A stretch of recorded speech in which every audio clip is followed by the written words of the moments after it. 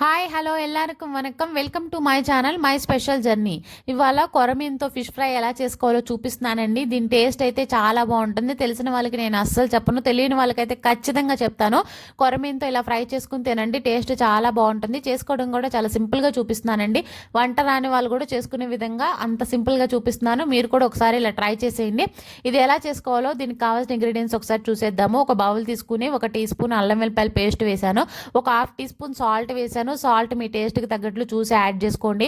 ఒక 1 tea spoon ఫుల్గా అయితే కారం వేసాను, ఒక 1/2 టీ స్పూన్ గరం మసాలా, ఒక సగం నిమ్మకాయ చెక్కను కూడా దీంట్లో వేసేస్తున్నానండి. బాగా పిండి వేసేసాను.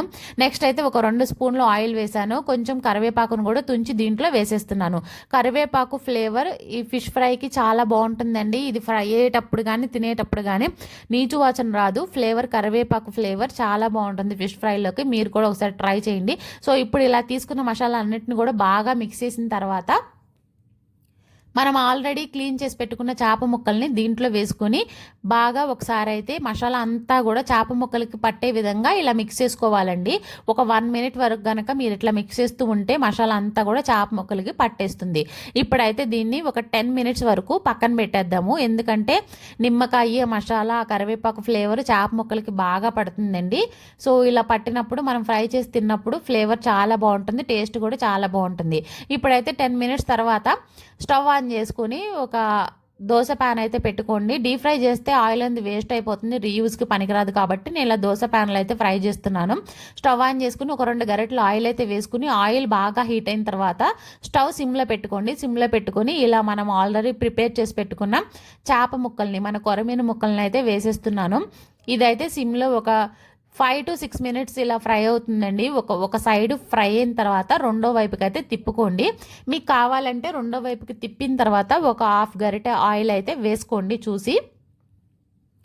సో రెండో వైపు కూడా ఒక 5 to 6 మినిట్స్కి చక్కగా ఫ్రై అయిపోతుందండి. చాలా సింపుల్గా చేసుకోవచ్చు. వంట రాని వాళ్ళు కూడా చేసుకునే విధంగా ఇంత సింపుల్గా ఉంటుందండి ఫిష్ ఫ్రై అయితే. కొరమీన్ టేస్ట్ అయితే చాలా బాగుంటుంది. పిల్లలు కూడా చాలా ఇష్టంగా తింటారండి. పప్పులో నంచి పెట్టచ్చు, పప్పుచారులో పెట్టచ్చు, లేక ఒట్టి రసంగా చేసి ఈ చేప ముక్కని ఇలా ఫ్రై చేసి అయినా పెట్టచ్చు. చాలా టేస్ట్ అయితే చాలా బాగుంటుందండి. దేంట్లో నంచుకొని తిన్నా కూడా బాగుంటుంది. కొరమీను పులుసు కూడా చాలా టేస్ట్గా ఉంటుంది.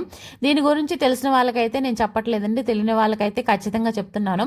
మీరైతే ఒకసారి ఇలా ప్రిపేర్ చేసుకుని తినండి. దీంట్లో అయితే ఒమేగా 3 ఫ్యాటీ ఆమ్లాలు ఉండటం వల్ల చెడు కొలెస్ట్రాల్ని తగ్గించి మంచి కొలెస్ట్రాల్ని పెంచుతుందండి. పిల్లలకి శక్తిని బలాన్ని ఇస్తుంది.